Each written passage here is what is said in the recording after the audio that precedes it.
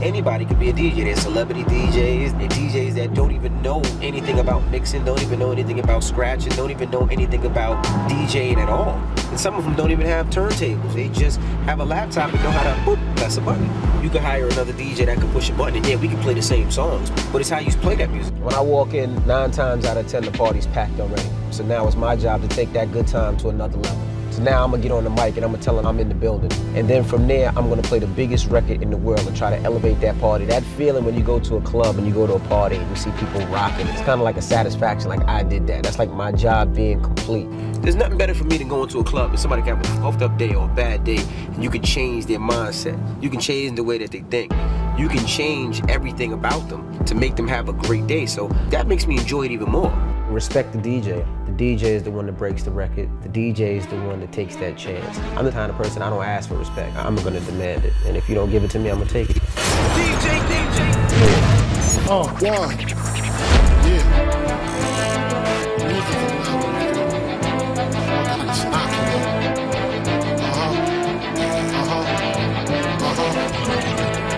That's what I'm talking about. That's from the wild out.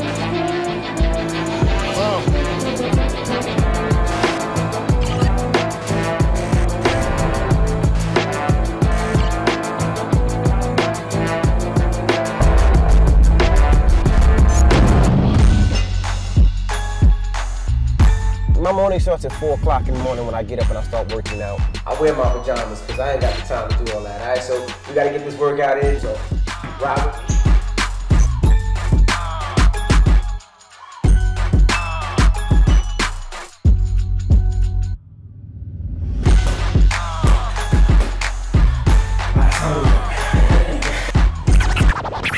Now, the first thing we do is decide what car we're gonna drive.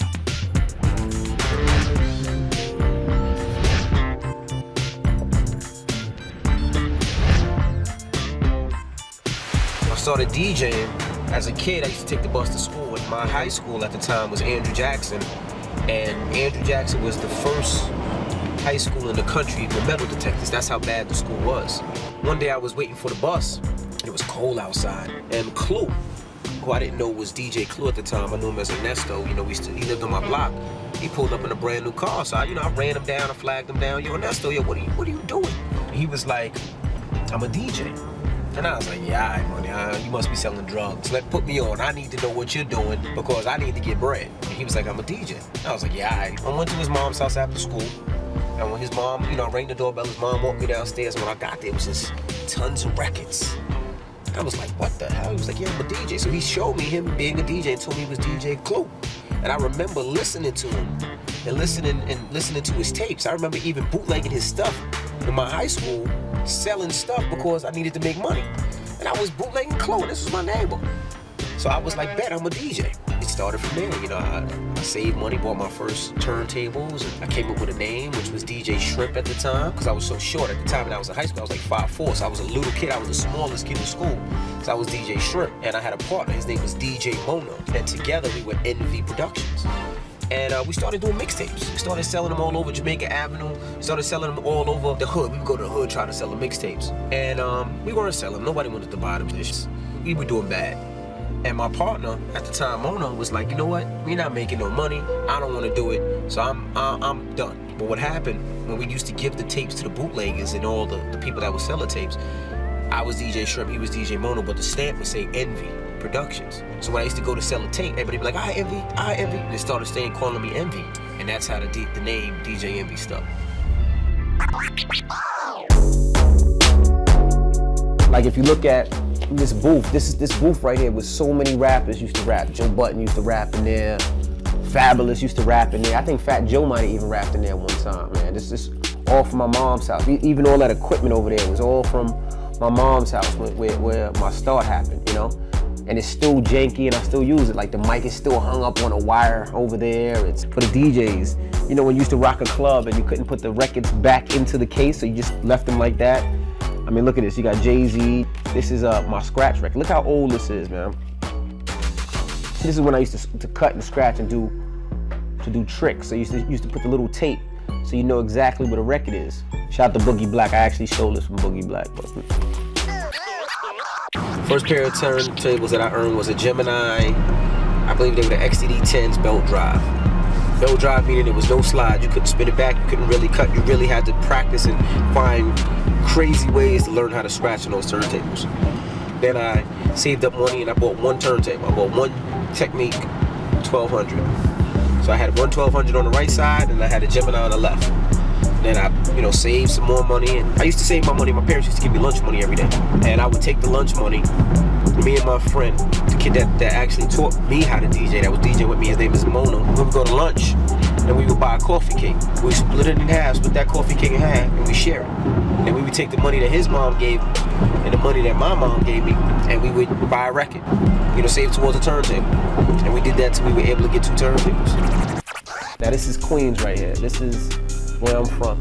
This is Linden Boulevard, Cambria Heights, St. Albans. I'm from the town over Queens Village. Always a big influence. LL Cool J.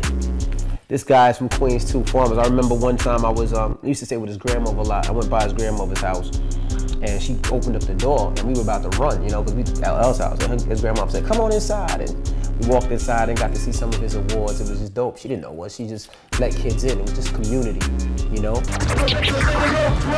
Let's go. My first real party, and I'm not talking about the little backstreet parties we just learned. My first real party was at Queens Community College. And Clue actually got me the party. And Clue couldn't DJ the party because he went to school there, so he got me the party. And I was DJing with records, and I was so nervous. I just remember the sweat dripping down my armpits. I just remember stinking that party up pretty bad. But Clue was like, "Man, you gotta go practice." That was my first failure and my first probably real party. The way I know that I made it as a DJ, I remember during the mixtape days, I was walking up Jamaica Avenue and this kid was with his parents. And he came up to me and asked for an autograph. And that was the first time anybody asked me for an autograph. So I didn't know what to do. I signed it Rashawn. And he looked at it, he was like, "Who's this?" And I was like, "That's me." He was like, No, I want you to put Envy." And I didn't even know what to sign. I've never practiced my autograph. I had no idea. That's how I knew that I arrived.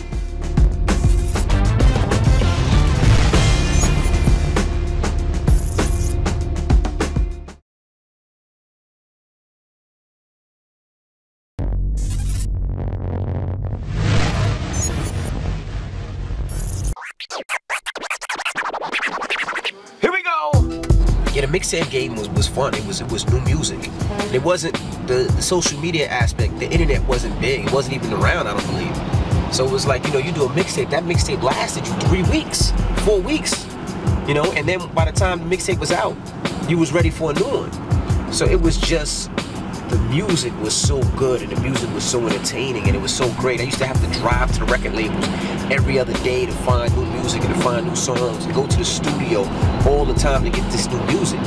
And it was fun. It was the fact that you would try to find a new artist, the fact that you would look for lyrics, the fact that you would look for new beats and new music. It was encouraging. It was a great feeling. Music back then for me was a feeling. Like when I listened to it, it wasn't just hardcore rap, because I grew up on, of course, the Nas's, the Jay-Z's, the Biggies, the Mobb Deeps, the Noriegas. It was also the Wyclefs and the Fugees. It was just a feeling of music. And you were excited about that every time you put out a tape. You were excited about that intro freestyle. You was excited about if I had an R&B exclusive. Those were the things that you wanted to hear. And the artist wanted to be on your tapes just as much as you wanted them on the tapes. So it was a feeling of, wow, which was great. This was my album, man, and I was super duper proud of this album. This album had everybody on it from Jay-Z to Fabulous, the Lox, 50. I mean, you name it, they were on this album. This was my pride and joy, I think we came out and did like 70, 80,000 units. No real commercial, no video, but this was my pride and joy. This is what I put my heart into when I produced this record. So it was dope, man. This is my album. We're gonna have some other fun tonight. Y'all excited to see DMX? DMX showed me that there was money outside of just urban music. He was the first person to put my music in a movie. The first time I got to see a check, and the checks keep coming, because I remember he did a movie and he allowed me to produce some of the records on the movie. And I got a check, and I was happy for that check. But then I didn't know you get a check when it's released international. and every international region comes out, you get another check. And then every time the movie goes to VHS or VCR or DVD or Blu-ray, you get a check. So that was DMX that showed me that. So the dog.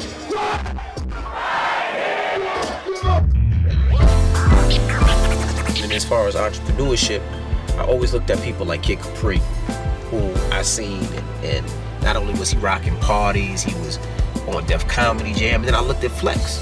If you look at him as a businessman, from some of the stuff he did, from the TV shows to his own programming to creating a brand from the Tunnel to the Funkmaster Flex whips and all that stuff that he's created, showed that you could just do other things than just DJ. You can take that DJing hat and make it into a business hat, and I've been able to do that with a lot of stuff that I've done.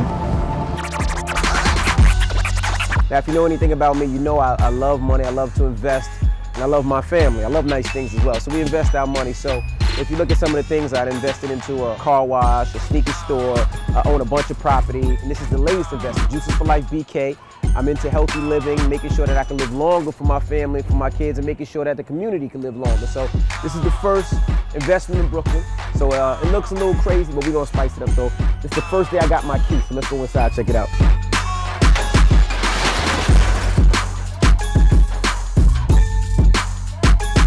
This is where it's gonna be nice. This is where we're gonna be making the juice. And in the summertime, we'll have barbecues and people can actually come outside. And we're all about healthy. And not only healthy living, but giving back to the communities. It's not only just making money, it's also giving back. Everything healthy is gonna be for us and for our community. And this is my actual partner right here, Angela Yee. Now, Angela Yee was the one that actually found the place. She found the spot, she found the location. She's from Brooklyn, so she actually found everything. I'm excited about it. I know Envy juices every morning, and so do I, so I kind of felt like we needed in this neighborhood. And we're actually gonna go through the process of learning how to do every part of this, from learning how to juice, learning how to... It needs a lot of work. Yeah, it needs a lot of work. So we're gonna learn how to make the juicing, learn how to process, learn how to everything about vegetables, wheatgrass, work the register, register too? Yeah, you gotta learn everything. Juices for Life BK, DJ Envy, Angela Yee, Styles P. So now I'm a part owner of a beverage company called Top Pop, which I'm very excited about. All natural sugar, all natural flavors. It's not as expensive as a lot of your premium brands. It's just a matter of expansion. I'm using how I market myself to market the soda company. Not only that, it's just what we do to give way, to give back. I mean, we bought over 100,000 bottles of water and sent to Flint, Michigan with the help of everybody that follows me and listens to me, which was dope. How are you? Good to see you. Hi. This is Marlene, everybody. We're taking you guys on the tour, so tell the people what we're taking. So we're in Oak Beverages. We're in the oldest beer distributor of New York. And what's 7-Eleven? How many 7-Elevens are we in currently? Right now we're in 42 7-Elevens in the New York metro market. I think we should go on a 42-day run. Right? I'm down. I said, we're gonna do this hard. Every day we pick a 7-Eleven and we promote what 7-Eleven I'm gonna be at, and try to drive some of my fans to come to that 7-Eleven and pick up some soda. Let's do it. I'm down. Let's call it like the 42 days of summer, and just for 42 days straight, every day we go to 7-Eleven and we promote it on our websites. And we try to get our fans to go there and buy out the Top Pop to really push. Cool? I think that'd be dope. I think that'd be hot. Getting my first radio job was difficult. They did a show called Take It to the Streets, and I was doing mixtapes at the time. They picked 4 DJs from Taking It to the Streets, and I wasn't one of them. And I didn't understand why. I'm pushing more mixtapes than a lot of the guys that was on there, but they didn't hire me. So I was like, I just said, F it, I'm gonna keep running and keep doing what I have to do. And one of the DJs that was picked for it passed away. Rest in peace to DJ Threat. And when DJ Threat passed away, it opened the doors for another DJ to come, and they gave me that opportunity. And when they gave me the opportunity, if you know me, you know I'm not gonna let any opportunity just sit there, just wait, just fall. So I was like, I'm gonna take that opportunity, and I took that opportunity and I ran. And I just been working hard, busting my ass, trying to outwork anybody living. Any DJ out there, I try to outwork. Whether it's outwork them in the clubs, outwork them on the radio, outwork their mixes, outwork them as a family man, outwork them as a businessman, outwork any party I could possibly do, because that's my motivation, and I've been doing it ever since. At DJ Envy right now, let's go!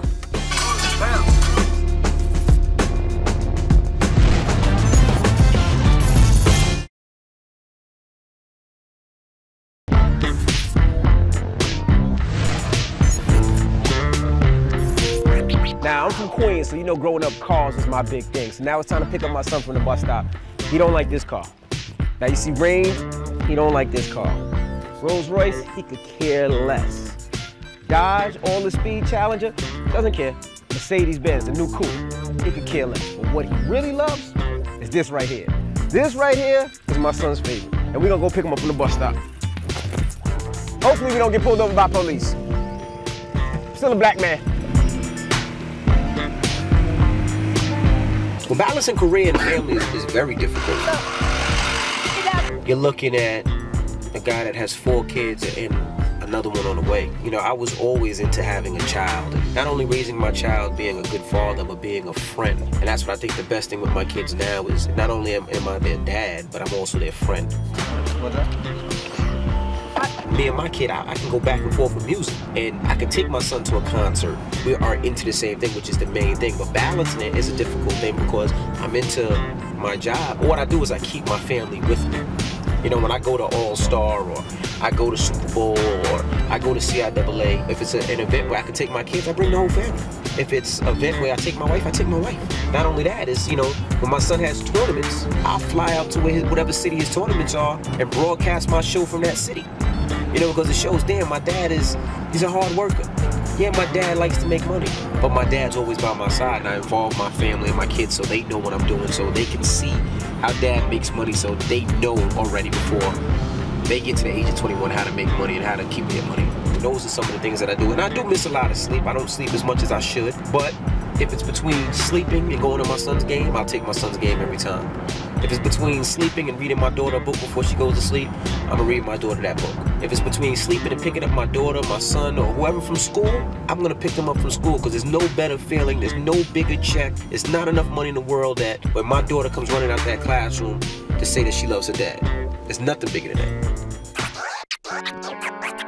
Morning, everybody. It's DJ MV Angela Yee, Charlamagne the Guy. We are the Breakfast Club. We have a very special guest today. Angela Bassett? Marlon Wayans. Mr. Chris Rock. Thank you. Mr. Kevin Hart. Yeah. Kanye West. Fetty Wap. Fetty Wap. Chris Brown. Breezy. What's up? Dr. Oz. Well, thanks for having me back. F. Gary Gray and Ice Cube. Hey, what up, what up? Men love to masturbate their Instagram.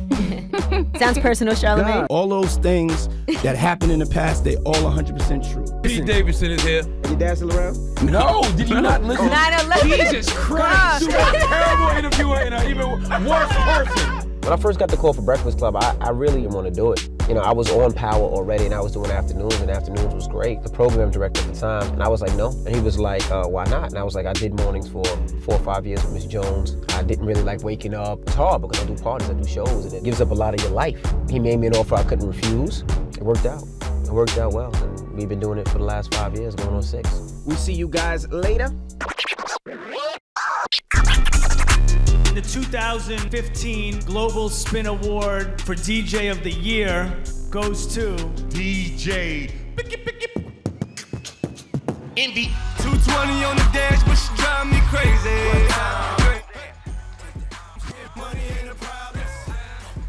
You know what makes this night special? Not the awards. This is a family reunion. And my daughter just turned 14, and this is her first date with her dad, with my DJ family. That's what makes this so special with me, the fact that her dad is her first date and gonna be her only date till she 40. But the fact that I'm here with family and she's able to see all this, I appreciate everybody for riding. And all the DJs out there, respect the DJ. Respect us, respect us, respect us. I love y'all. Peace. When I won the Global Spin Award, it was amazing. This is actually my second DJ of the Year award, which was dope. All that hard work and all that busting my ass every morning and doing these clubs, this means everything. I mean, it was just an honor to be, you know, recognized amongst your peers. And not only that, the fact that my daughter was there, she got to see that. She got to experience it. She got to go on stage with me. She got to see how much loved her dad is. Just imagine as a kid to see your dad being loved like that. She was just excited, you know, and she was on her phone and texting her friends, putting it on her Instagram and Snapchat. So she really got to see daddy out, and that was dope. My son wants to go next year, but, you know, we'll see. Love y'all. The highlights of DJing, not only in the States, but being able to DJ in Africa. You know, being able to go to Amsterdam, being able to DJ in all these different places that I would have never been able to go to. I mean, I spent a week in Africa, I spent 2 weeks in Japan. These are things that I was able to do for music. These are things I was able to do from spinning some records. You know, just a kid from Queens in Africa. You know, kids from Queens in Japan. You know, to see some of these different people and the fact that they respect me and enjoy my music and like the things that I like, it's just dope.